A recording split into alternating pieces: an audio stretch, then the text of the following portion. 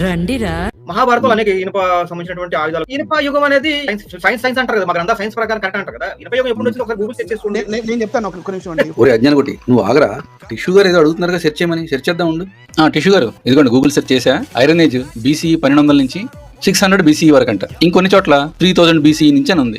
ఇప్పుడు నువ్వు చెప్పరు అజ్ఞాన కొట్టి. మౌర్యుల కాలంలో మౌర్యులు బాణపు కొనలకి మాత్రమే ఇనుములు పెట్టుకునేవాళ్ళు. ప్యూర్ అయన్ తీయాలి అంటే అన్ని వేల డిగ్రీ సెంటిగ్రేడ్స్ మనం ఆ వేడిని ఉత్పత్తి చేయాలి అంటే ఫర్నేస్ లో.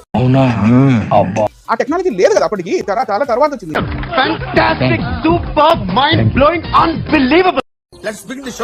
చిల్లంగి వెధవా, మరి కయ్యను మునిమనోడైన వాడు ఇనుప పనిముట్లు ఏ టెక్నాలజీతో చేశాడు రా? ఏదో అప్పుడు ఆ టెక్నాలజీ లేదంటున్నావు కదా, మౌర్యుల తర్వాతే వచ్చిందన్నావు టెక్నాలజీ. మరి వీడే టెక్నాలజీతో చేశాడు ఇనుప పనిముట్లు? ఒరే అంటే నువ్వు కూడా బైబిల్లో చెప్పింది నిజం నమ్మట్లేదా?